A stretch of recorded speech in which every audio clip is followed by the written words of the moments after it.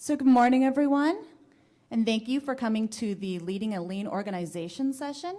I have the pleasure of introducing the presenter for this session, Sammy Obara. I'm going to read his bio, and then he'll be speaking to you shortly. Sammy learned and implemented the Toyota production system at Toyota facilities in Japan, Brazil, Venezuela, and in the United States. He has taught Lean to a multitude of consulting firms, educational organizations such as Harvard and Stanford, and even in humanitarian missions through Asia and Africa. With close to 30 years of Lean experience, he's helped more than 350 companies.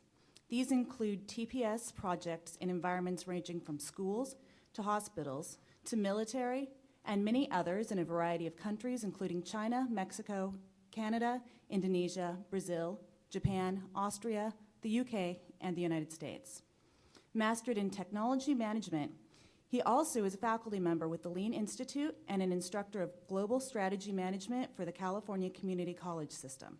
He's a guest lecturer on Lean for postgraduate classes at Stanford University and San Diego State University, and has been a speaker at conferences sponsored by the American Production and Inventory Control Society, the Association for Productivity and Quality, and the American Society for Quality. He's fluent in Portuguese, Spanish, and English, and has a basic knowledge of Japanese. He currently aids companies implementing Lean through Honsha..org. Sammy Obara.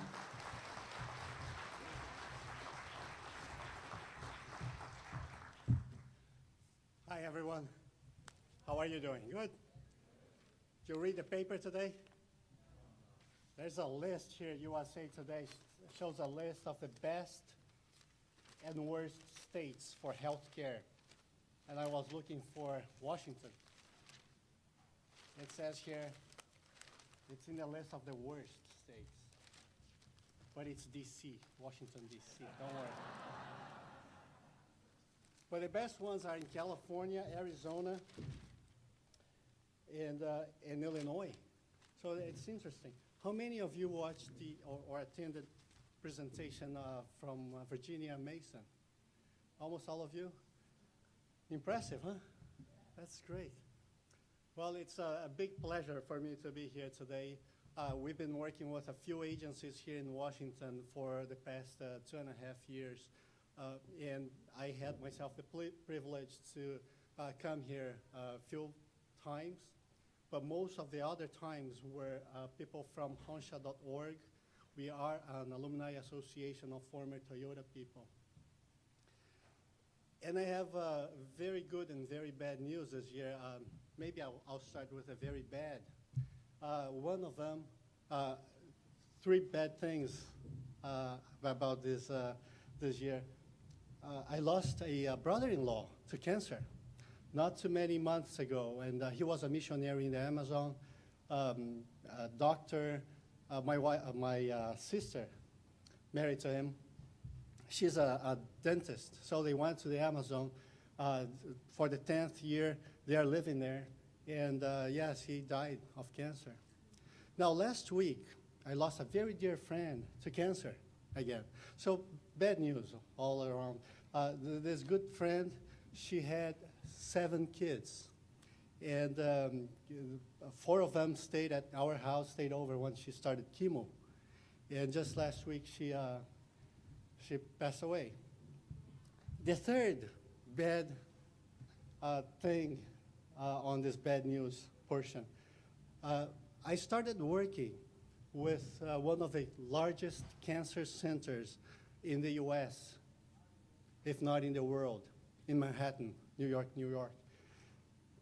And I found out one very, very disturbing information there. It was a clinical trial department. That's where they test new drugs for cancer patients. Both of these people, they died of cancer because they didn't find the right drugs. But what makes this information very sad to me is that this clinical trial division in New York City had plenty of drugs to test, and they couldn't process candidates for those tests fast enough. So many of them died just waiting in the waiting room, Can you believe that? You have drugs waiting to be tested, people waiting to be tested, eager to be the experiment of those new drugs, and drugs don't get tested, and people die. How can we do this misalignment and fail so much? So I was glad when I saw Virginia Mason doing some of the things. I brought up one example, one article from Virginia Mason, but we've been working with several healthcare companies. We are actually bringing some people to build cars in Japan. Actually, next one will be in May 2013. And we bring some people from other countries to visit Toyota facilities, even in Long Beach. I live in San Diego, California. And we brought, just 6 or 7 months ago, 13 executives from Siberia, a company that makes the M&Ms. They wanted to visit Toyota. They wanted to learn how Toyota makes cars. And once they left and they went back to Siberia and Moscow, they said, well, we never learned so much how to make chocolate better just by watching how Toyota does it. So when we talk about Virginia Mason, and this is an article that was in a paper some time ago, what can really hospitals and some other institutions, and maybe L&I and your agencies, can learn from a company that manufactures cars? If we understand the beginning and the origin of everything, this article here shows Edward Deming being a statistician, an American statistician, finding out that 40% of everything that we do is wasteful. They don't need to be done. Still, they are done by many companies, many institutions. It shows here, too, that Virginia Mason was sending people every year to Japan, starting with the senior management and then doctors. And they came back and they eliminated some of the wastes, reducing patient weight, reducing the oncology time, and some others, slashing 45% here in some other processes. So if we start, and I believe that you want to learn what is the difference between leading and leading a lean organization. If we understand the principle where everything started, it started in a country as big as this here. Edward Deming was born in 1900s. In 1950, he was trying to convince us here in the US that everything we do has a lot of waste in it, 40%. We said, Deming, we are so prosperous, we are doing so well. Why don't you just take a walk? We don't need you, actually. And he took a walk. He went to a place very, very small. Maybe it's a country that's about twice the size, maybe 3 times the size of the state of Washington. It's exactly the size of the state of Montana. But if you discount all the volcanoes that they had, and the lakes and mountains, and one of the densest populations in the world, the productive land in that country was the size of the state of Connecticut. Now imagine that small state with this geography, and of course I'm talking about Japan. Deming went to Japan and said the same thing, but take a look. It's a lot of pieces of islands. That's Japan. It's not bordering any other country. Doesn't have other countries that speak the same language. That's the entire country, that entire continent, let's call it. And when Deming said, I tried to sell this in America, they didn't buy it. 40% of everything we do is wasteful. The Japanese said, what? Please teach us. Where can we eliminate waste? Because if we can do that, then we can thrive. And in that little country, the size of the state of Connecticut, they didn't have the big 3, GM, Ford, and Chrysler. They had the big 11. car companies competing for that piece of land. Not only that, they had big electronics industry. And I bet you know many of them. They had great camera makers, and still do. They had great service companies there that became big here in the US too, and Europe. They had food and beverage companies that made into the US and to the Western world. They had sports gears, heavy machinery. All that competing for this little piece of land. And if I ask you how many of you know at least half of the brands here, probably many of you. But this here is just a tiny fraction of the companies that left Japan to come and conquer the world. There's many, many more. And they are just in a piece of land like that. Of course, they said, teach us what we can do to improve. Because, you know, the place that we have, the space, the room that we have is the size of this room, and we need to build not only one department, one entire factory. Can we do that? Well, only if you start eliminating waste relentlessly. And back to the, when we said very, very big population, they have the 10th largest population in the world. But in terms of area, they are the 62nd largest country. That means very small. And if you look into that, let me just ask this question.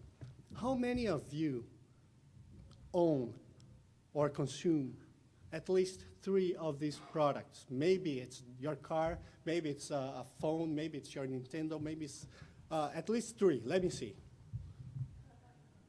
Wow, I think I see all hands. Maybe even 10, yes. But think about this now. This comes from a little island, very small. Let's go to countries that are much larger. Let's go to Zimbabwe. How many of you own things from Zimbabwe here? No? At least one? No? How about from Yemen? No products? So if we start thinking, well, for all these companies to survive and thrive, and this is just a tiny fraction of them, and come to the US and conquer the world, they really needed to be competitive. So Lean was born out of needs. They really needed to do that. Otherwise, you cannot grow to that size. And that's why everything started with, let's eliminate waste. Wherever we see it, we have to eliminate. But the problem is, how can we see waste? So they had this down to a science. And one bright guy in Toyota said, what if I identify all single waste that there is? Teach people how to find the root cause for those wastes. And create a technique so whenever they eliminate one waste, they will standardize so that type of waste will never come back. And that's how they started. The only thing they were trying to do is to reduce the lead time line from the time they received the order until the time they received the money for that order. And when we talk about being able to see waste, how many of you can see at least 5 faces here? Raise your hand. All right, how about 10 faces? Take a look at that. One hand, 2. If I give you more time, maybe you can find more. Can you see this one, for example? Yes? How about this one? Maybe this one. How about this? Did you see this one in the back? Probably this one here, right? How about this? Yes or no? All right. How about this one here? This one. This one. Just kidding. There's no face there. You guys are... That's not how the game is played, guys. Pay attention. But if I ask you, oh, look at that. I'm now looking for wolves. Can you see at least 4? I can give you more time, if you don't mind skipping lunch.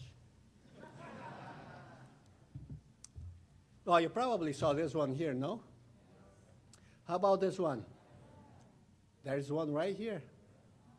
Ah, how about this one? Most people miss this one here. You know, when we talk about waste, it's exactly the same. Sometimes the more we look at it, sometimes the more we look for it, the easier it is for us to find.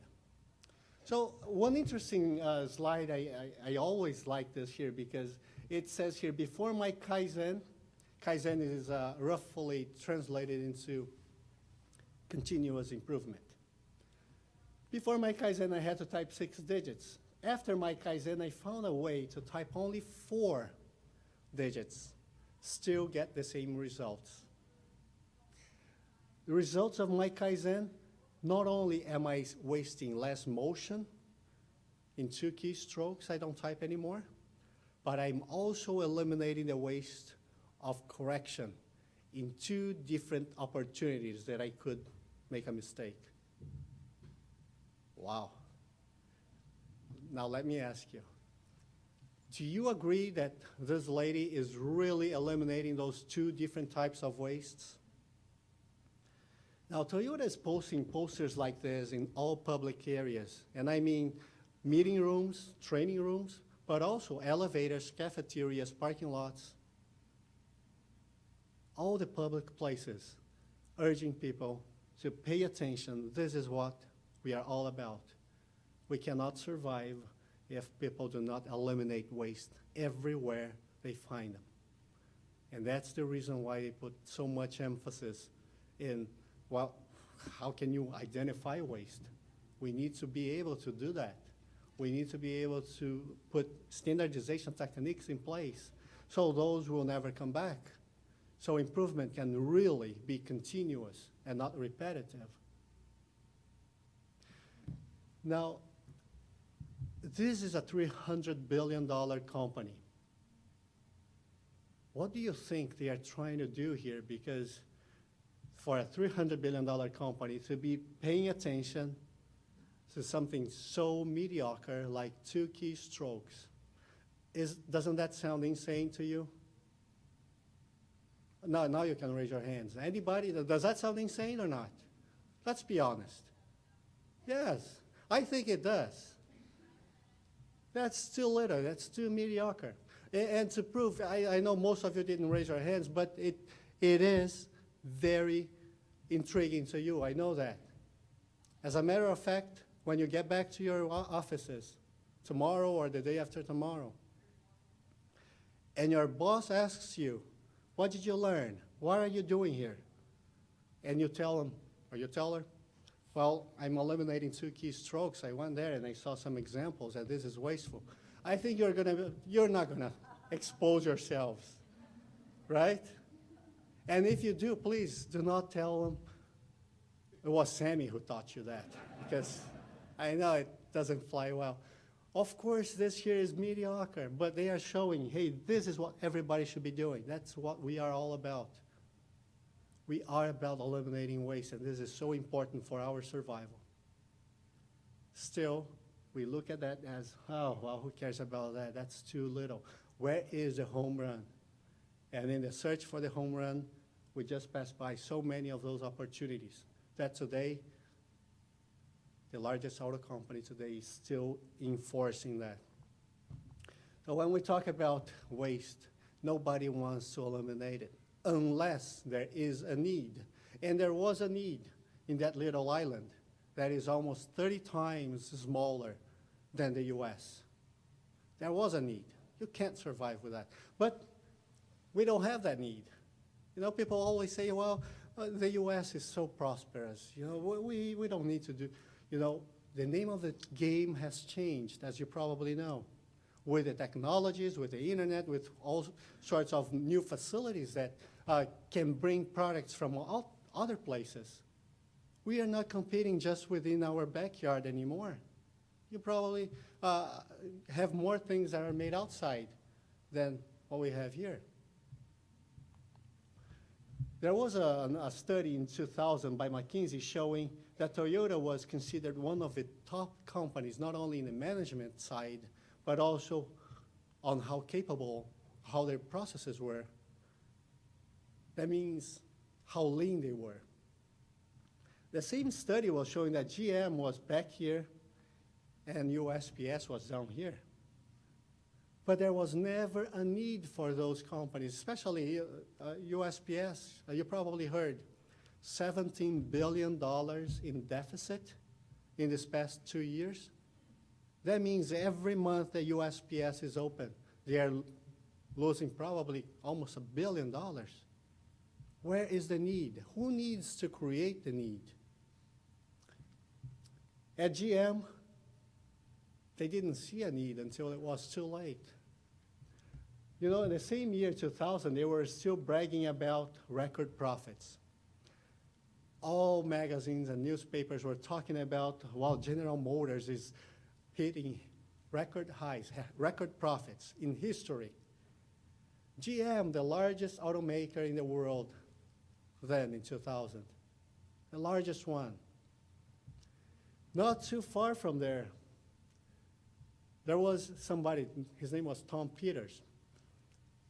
While General Motors was bragging about their record profits, he was saying, well, if things seem under control, you're just not going fast enough. And look at what happened only 7 years later. In 2007, GM sets company record for worst loss in quarter. How can the biggest company in the world go from record profits to record losses in just 7 years? Is that possible? What do you think? I think it is. History proved it. And they filed for new and new record losses, quarter after quarter, until they started talking about bankruptcy. And they filed for bankruptcy, not too far in 2009 already. From the same USA Today here, it was showing that Ford shares Toyota's vision, and the article goes on and on talking about all the other auto companies are following already Toyota. Not only that, all manufacturing companies, and not only that, service, healthcare, finance, insurance companies, military, because they found out, well, it's not how to make cars better, but how to see waste and eliminate them from everything we do. And when we talk about we need to see waste, and if there is no need, then leadership has the role of creating that need. People will not start going this extra mile if they don't see the need, if they see that we are good enough. There was a study mission that went to Japan, and they found out this. In Toyota, the employees themselves were contributing with one Kaizen every single day. While in Japan, the average was a lot lower. It was just one Kaizen per week, per employee. So when they came back to the US, it was a mission done by Toyota executives. They said, well, let's just take a look at how productive, how engaged, how our people are prepared and contributing with Kaizens. What do you think the number was? One Kaizen per month or per year? Not even close. It was one Kaizen per every 7 years per employee. Now look at the magnitude. If we are using Kaizens to eliminate waste, no wonder we cannot catch up with those people who are making one every single day. And maybe we are not just doing it because we don't know what it is, we can't see waste well, and sometimes leadership doesn't impose that, hey, waste is it's very bad to our organization. We may not be able to survive, and people just keep going as if nothing had happened. So Fortune magazine showed one interesting article. It was the world's most admired companies, and they said for the very first time in history, a non-US company is making top 10 most admired in the world. Not only top 10, it's the top 2. And the reason for that was they were still second place. General Motors was first. Toyota was not selling more than GM. However, it was retaining more money. It was making more profit than GM. And actually, than Ford and Chrysler, Nissan, Honda, Mitsubishi, Volkswagen. It was making more profit than the world's largest 12 combined. How can you do that if you're using exactly the same type of material? It's not that they were using cheaper material. If you're using the same technology, actually the technology suppliers to them was the same supplier to Ford, to GM. If they were using the same type of people, many people came from General Motors to work for Toyota, and vice versa. Workforce is very mobile. How come if they are using exactly the same components, the same input, they can have so much more left in their pockets? How much more margins? So a lot of people start studying the Toyota production system, and well, something is, the proof is in the pudding, and something is about their method that is different. Fast Company 2004 was showing that Toyota production system was helping the Japanese government and economy. Some other magazines and Business 2.0 was showing that post offices were using that. They saw the need way before it hit. We still haven't seen the needs here, $17 billion for the last 24 months.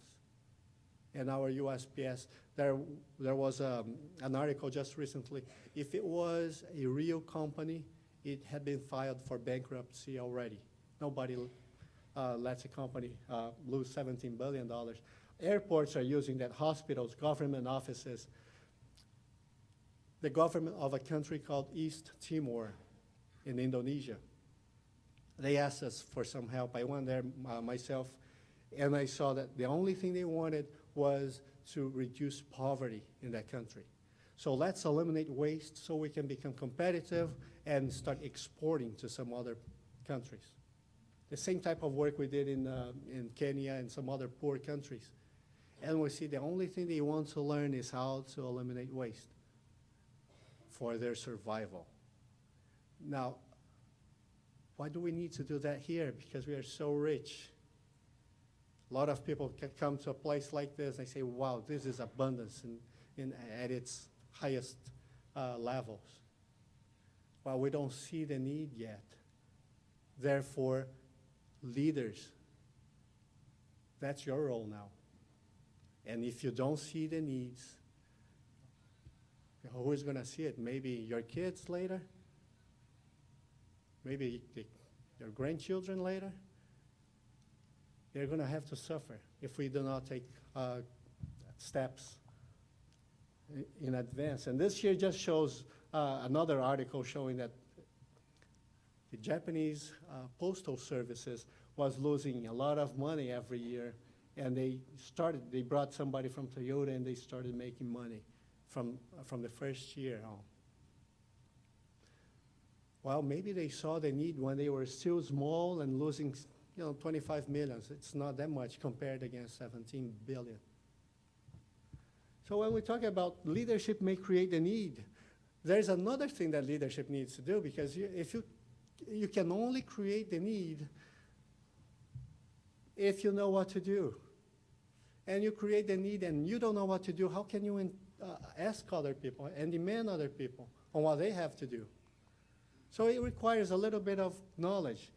It's like the people doing and hitting that nail, using that brick, and you say, hey, guys, wait a minute, there is something better for you to use.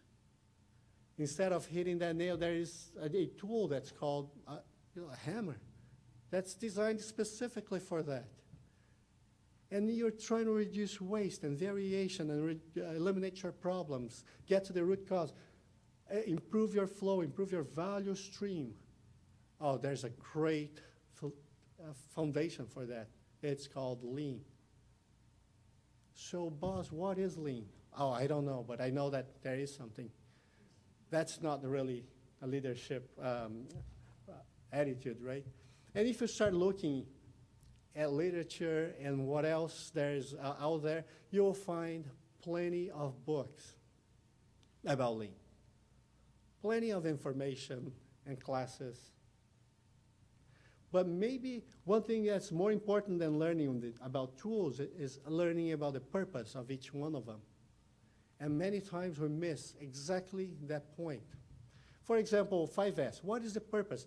I believe that many of you already heard about 5S because that's one of the starting points for Lean in many companies.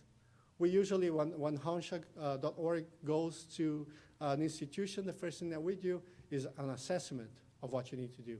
In many cases, we find out that's the starting point for you. You don't have the foundation, the stability that's necessary. Well, 5S just says it is a methodology for you to visualize waste easier, and that's it.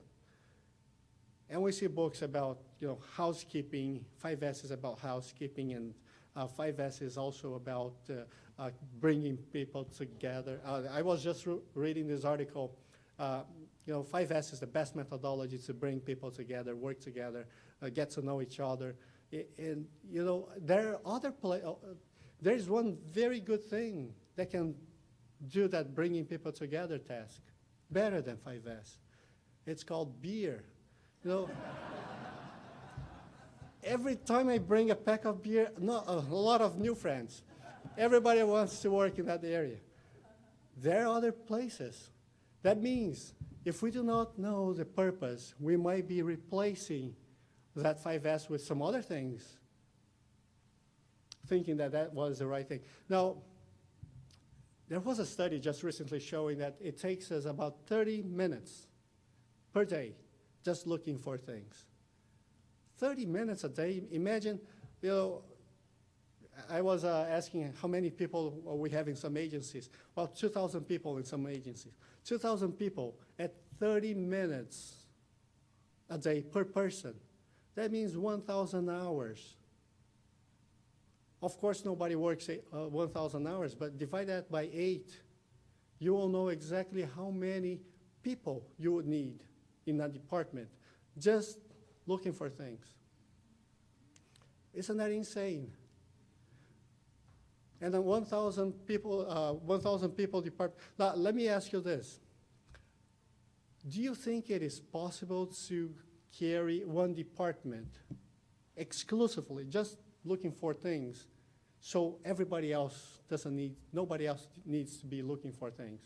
So there's a dial 1-800 look for things.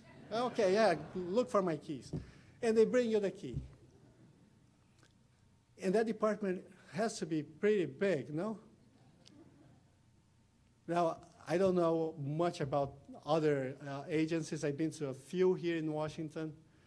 And I don't know if you're too different from the companies we work with. But most companies fall into that statistics. That means that maybe you have a department of 500 people just looking for things. And if I ask you, is it possible to survive? Of course it is, because you are surviving. The problem is when there is some budget cuts, maybe there is competition. Of course, government agencies are a little bit different. But we just forget about that, because 30 minutes is just 1 minute in the morning and 1 minute before lunch, and those add up to 30 minutes. But when you see a picture like this from Toyota, for example, it just shows, well, they taped around the corners, so it's easy for people to eliminate the waste of where should I place this here, so it's closer to the recycle bin, or the janitor can replace that a lot faster. This is in the DFW airport, showing how they eliminated waste. This is a 5S example, making things visual so planes don't have to re-taxi. And there's a very short connection to the bridge. So change over time, the time that the plane stays in ground is very, very short. Eliminating waste. So having that type of demarcation on the floor or where people know the taping on the floor is not the 5S, but it's the elimination of the waste, that is. And we see a lot of people just taping the floor, thinking, oh, I did my 5S, and you do that only for moving things. You don't do that for things such as, this is in San Diego, by the way. I thought, well, I have to take this picture because it is interesting. You see a lot of things that we do, but we don't know the purpose, and we call it 5S. Or Kanban. Kanban, many people use it. Kanban is nothing more than an artificial method to connect processes. This is a Toyota manager just showing that, and he asked me once, he said, Sammy, all these people that come to visit us, why are they so interested in Kanbans? Well, because that's what the books teach, step by step, how to do it. And his question was, do they know that this here is very bad, and we are ashamed of this? Well, they think this is the best thing. And he goes, well, this is the worst thing. And we are relentlessly working to eliminate Kanbans, while many companies are relentlessly working to implement Kanbans in their work areas. And maybe because we don't know the purpose, and the purpose is just to connect to processes. And if we can connect the processes physically, let's do it. Let's not use something that's artificial. This here is just one example of red, yellow, and green. That's another way to use Kanban, and you can use it in manufacturing or administrative areas here where the pile is getting to certain other colors here. You already know that, oh, the next folder needs to be diverted to the other process, to the other cell. And you have controls here showing what is the rate or your cycle time.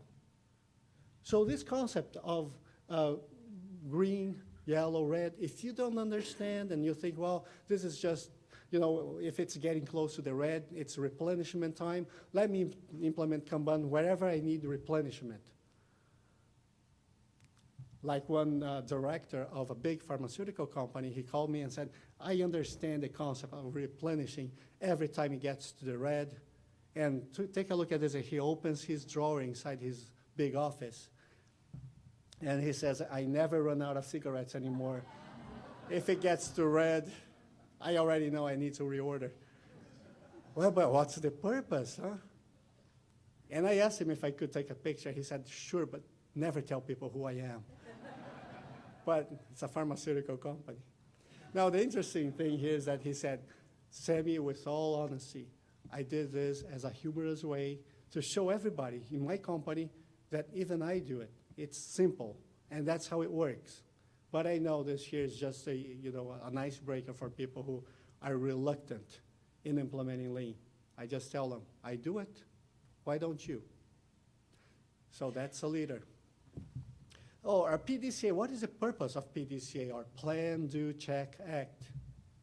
Well, that's a methodology to eliminate problems through its root causes. And it looks like this. This here is the one A3 that's blown up, and you can see the amount of data they collect and how visual they do things. But to get to this point here, and we are talking about sometimes machine operators, people with the minimum education, that they can read and write, sometimes only their names. But they can solve problems better than many other high executives.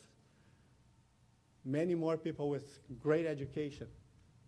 But those are floor people. They can solve problems. But everything starts with an A3 like this here. A3 is just the size of the paper, 11 by 17. And every time they start, the sensei, or the instructor, the person who is coaching that person, asks many questions. This here, the yellow bubbles, people call it yellow bubbles, are questions. Never, no, this here is not right. No, it's, what do you want to prove by doing this? What does this chart mean? And sends it back to the person. The person changes it quite a bit.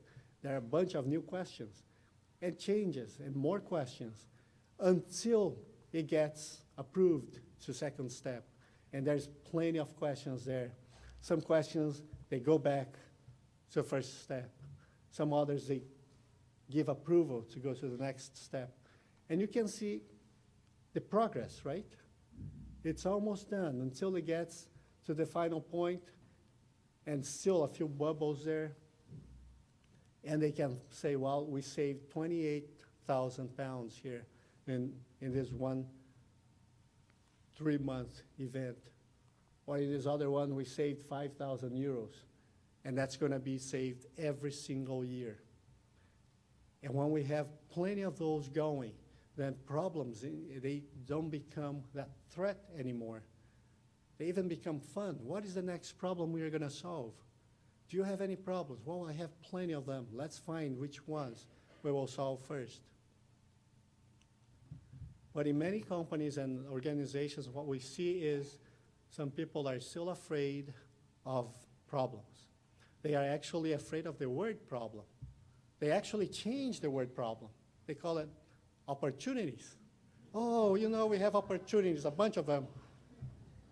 You know, opportunities is actually, when you hear the word opportunity, that reminds me of those time-sharing salespeople. You know, oh, I have some opportunities here. Come here. The opportunities, as Daryl Wilburn from Honsha, he used to say, well, you can choose to take it or not. That's opportunities. Problems, you don't have the choice. You just go there, face it, eliminate it. So don't disguise problems into opportunities. Once we are equipped with the right methodology, we will be able to solve them without having that fear. Well, Kaizen Taiyan, what is that?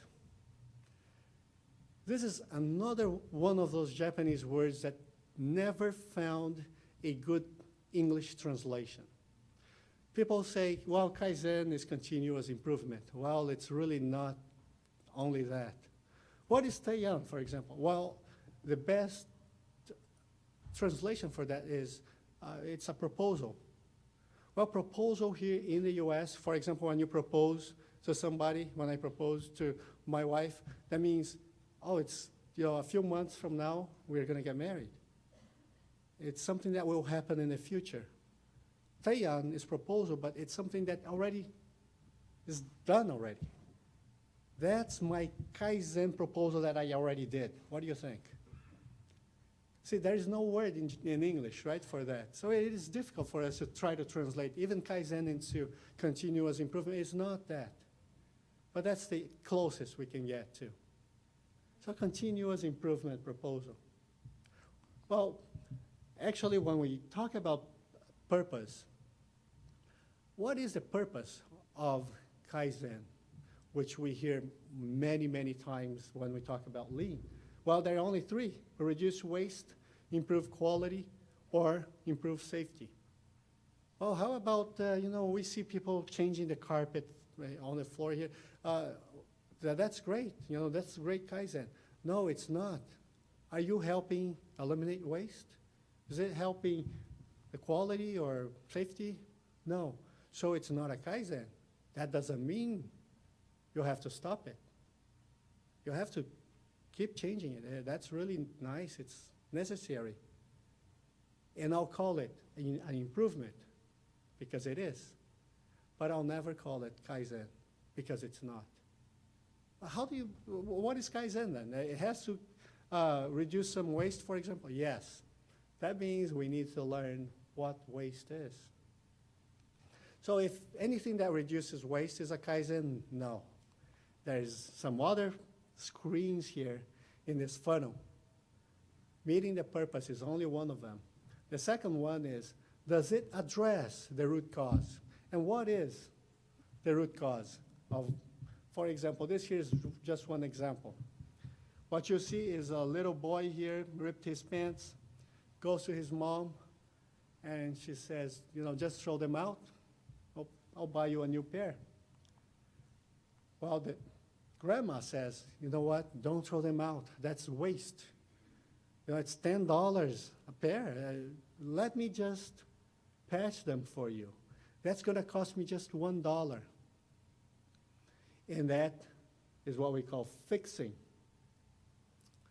Until somebody has this great idea and says, you know what, we can do double stitches, stronger threads, using a sewing machine. And a lot of people call this a Kaizen. But this here is still just an improvement. Kaizen is only when you go to the root cause and you eliminate it. So not only do you need to eliminate the waste, but you have to do it at its root cause.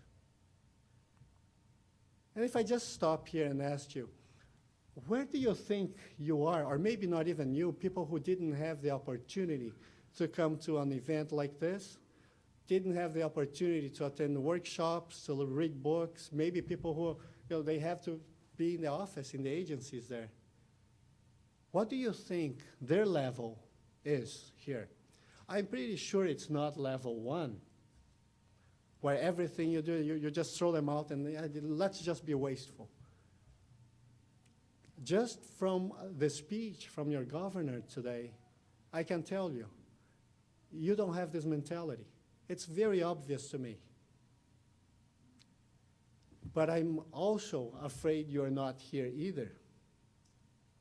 But still, I want to ask you, how many of you, and maybe not you, because as I said, you have higher education in Lynn than the other people who are not here, but people who stayed behind in the agencies, couldn't come here. How many of you think that your agency or your teams or your departments or your companies are in step number 4? Stage 4, they always look for the root cause and they are always trying to find it and eliminate it.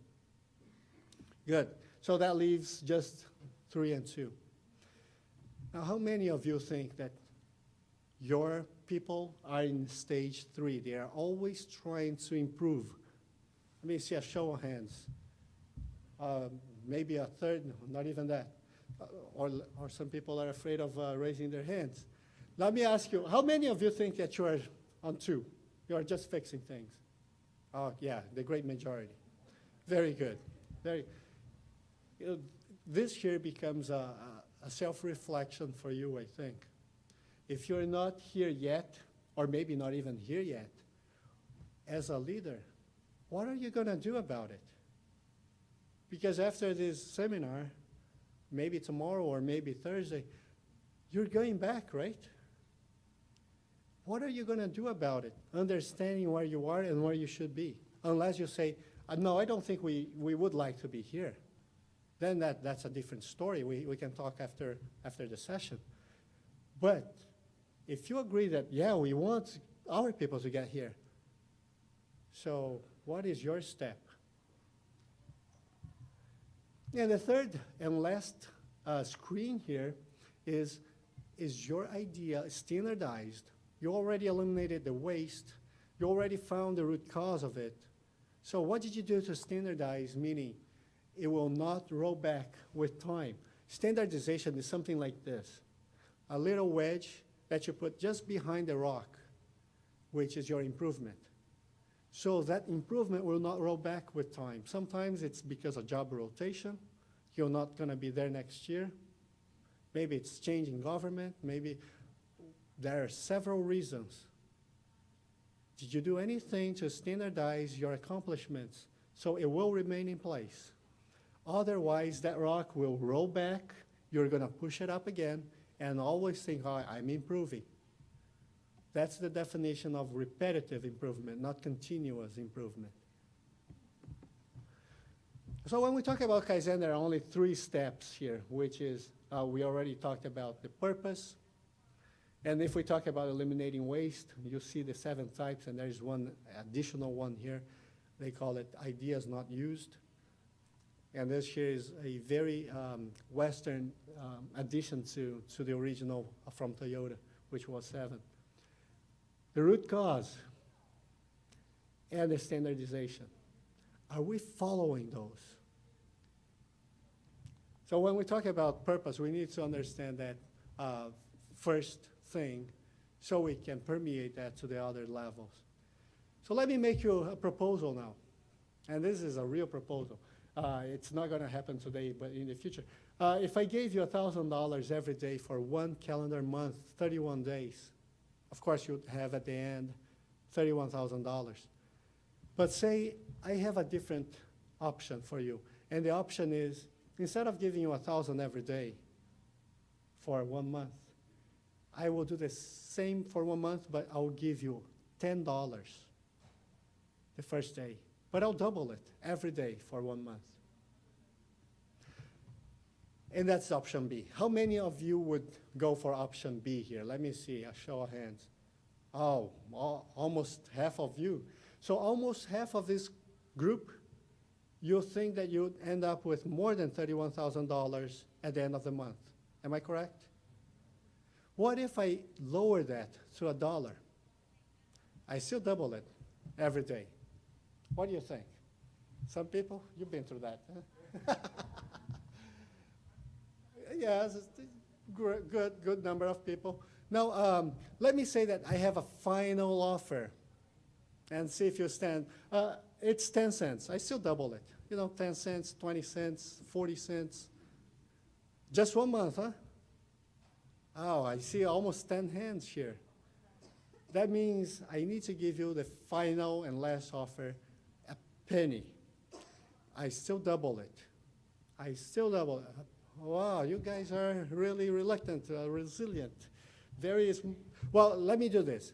Instead of, I cannot lower that penny offer, much less, right?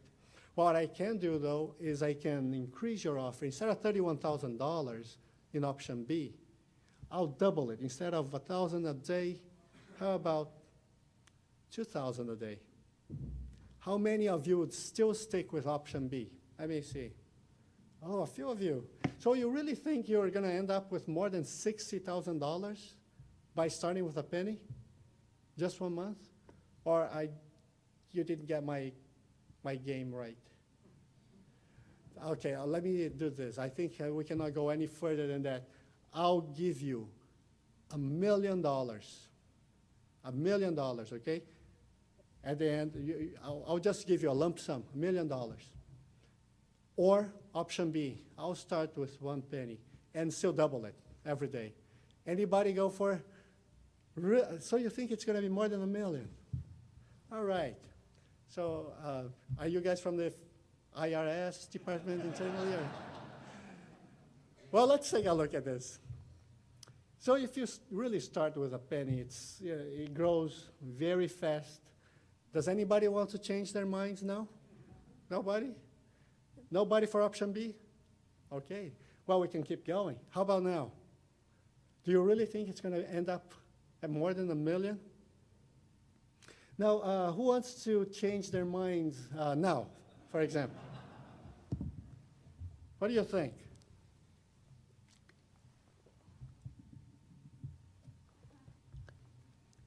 Is that correct? Yes, it is Excel.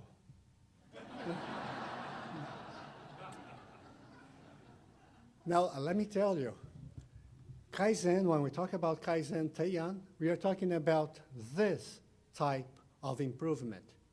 The one that starts with those 2 microseconds. And nobody wants to pay attention to it unless somebody shows them the big home run. And when I showed you the big home run, everybody wanted, yeah, I can do that.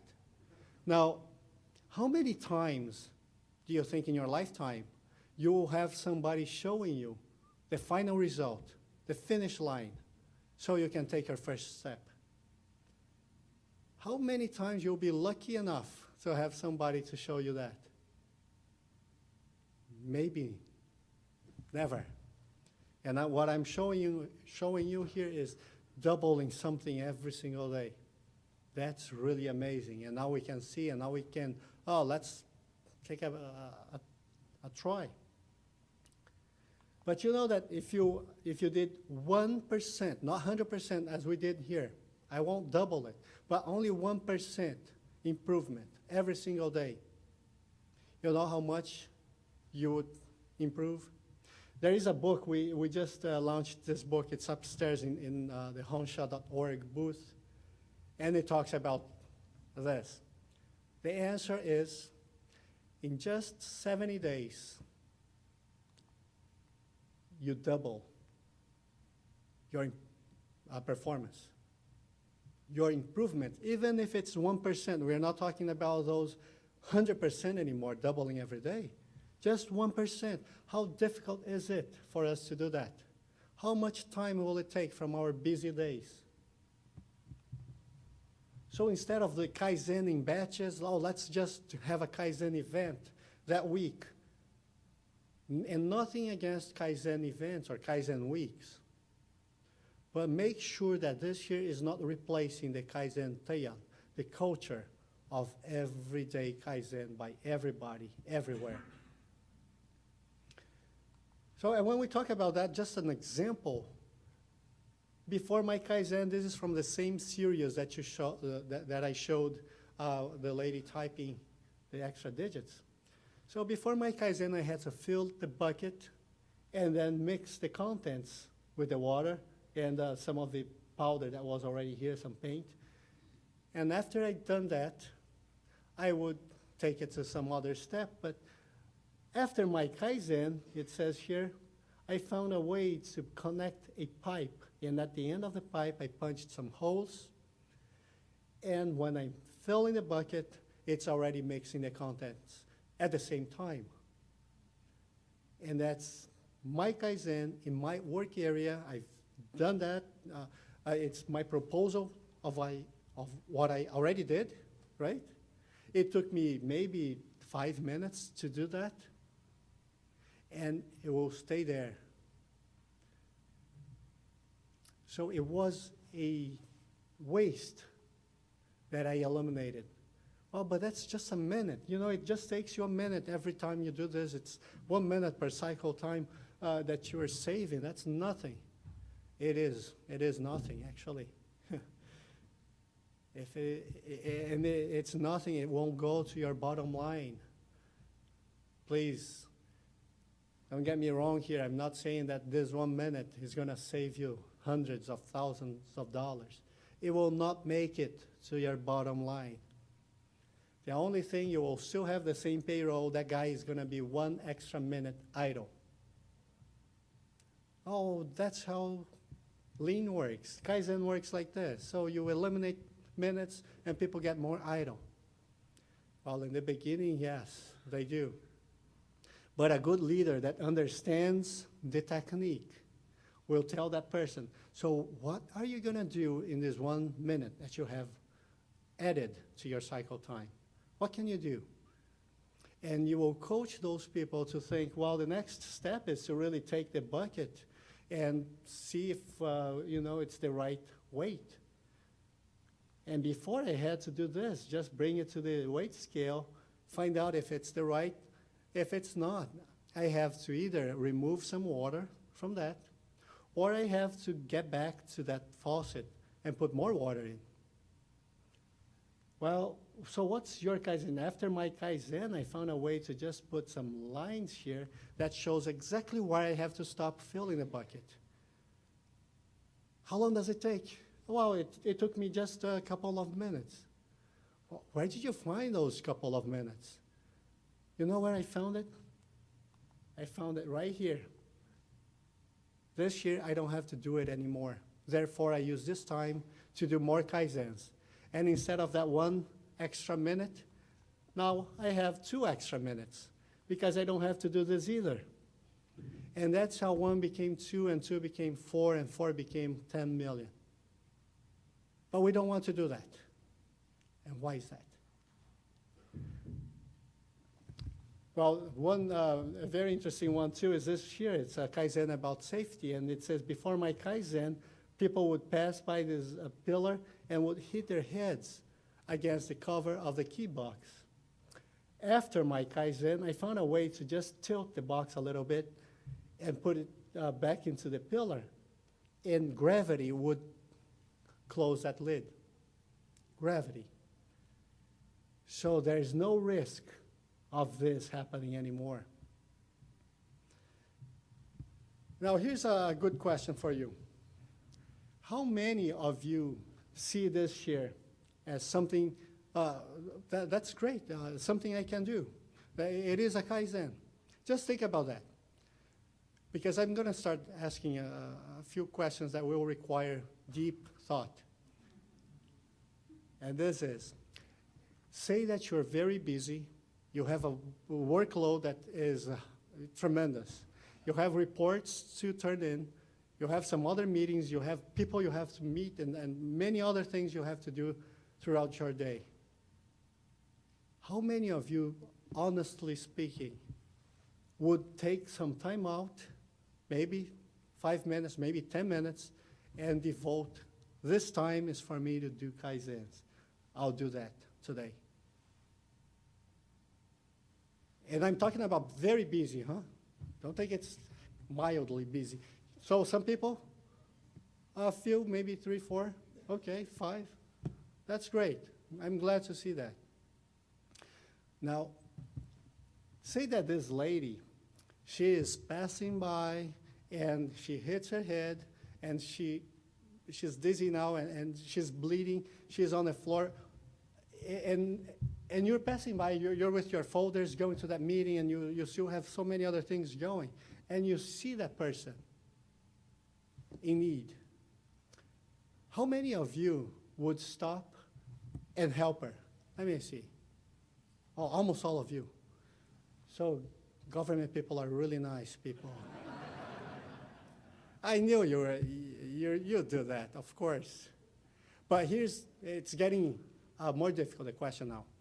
The other question is, now say that you're not only very busy, but the lady is from a different agency. Would you still help her? I knew it. So everybody would help. And maybe this lady, she will need some extra care. Maybe she needs to be taken to the hospital. How long does it take? This here would take you 10 minutes. This here, helping the lady, maybe an hour. An intriguing question is, so you don't have 10 minutes here, but you have 1 hour to help her. And I know you would. That tells me something about you. It tells me you do have time. You have an hour. What you don't have is priority. 10 minutes. But that's not your priority. Your priority is to maybe help her because it already happened. Now, how many people you know who have leadership roles that are leading from behind? They are waiting for things to happen. Now I'll go and fix it. I'll go and help. I'll do something about it.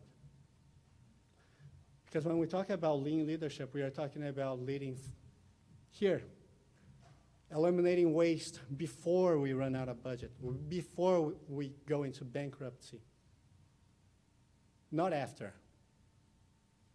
And that's where we have to do that self-reflection. Find out, maybe I think we need to learn more about lean and all the techniques so I can lead my people. They can get better. Our agency can get better. Our state, and hopefully the entire federal government, the entire country. That's how important it is. So when we talk about Kaizen, this here is actually the word Kaizen written in kanji. So the first part here means kai, or change, or continuous. The second part here means improvement, or better. So you see that the Japanese is a little bit different. They use some of the Chinese characters. They call it kanji. And there is no good translation to date on that. Because the best one I've ever seen is this one when you eliminate each one of the components. And this first part here means self. The second part here on the right-hand side, that means whipping. You know what whipping is? You know when some cultures, they have that culture of self-whipping. Okay. What do you call it? Flagellation. This second part here, if you separate this part here, it means sheep. You know sheep? The animal? This second part here means altar. You remember in the ancient civilizations, they would offer sheep and goats in an altar. Now, combine all that together.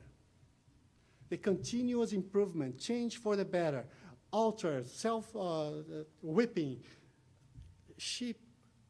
Is there any word that comes to mind? You know, the word that comes to mind for me is sacrifice. Sacrifice, maybe it is something else we need to do. It's not just, well, let's just continuously improve. No, it will require something more than ourselves. In exchange for that, we will have something. Maybe employment security. Maybe better times for our state, in our companies.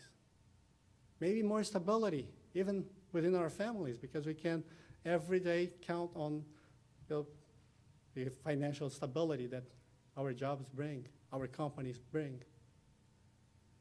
So this here is extremely important for leadership to know. If we really want to embrace lean, we need to take that step. And if, during the self-reflection I asked you to do, if you believe that, well, I'm not willing, I'm not ready to take that step, to do a Kaizen, to lead lean into my organization, you have to tell somebody. Because maybe you are in the wrong role. And that can be very damaging, not to you, not to your department, but to the entire state, if not the country. So guys, that's all I had to share with you today. I know many of you, it's still 5 to 12. Some of you might have questions, but I'll be here after this year. I will just dismiss everybody. We can still talk. But hopefully you'll stop by the booth, ask questions, talk to Daryl, or we have Mon and Mitchell here too. It will be a pleasure to get to know you personally. Thank you very much.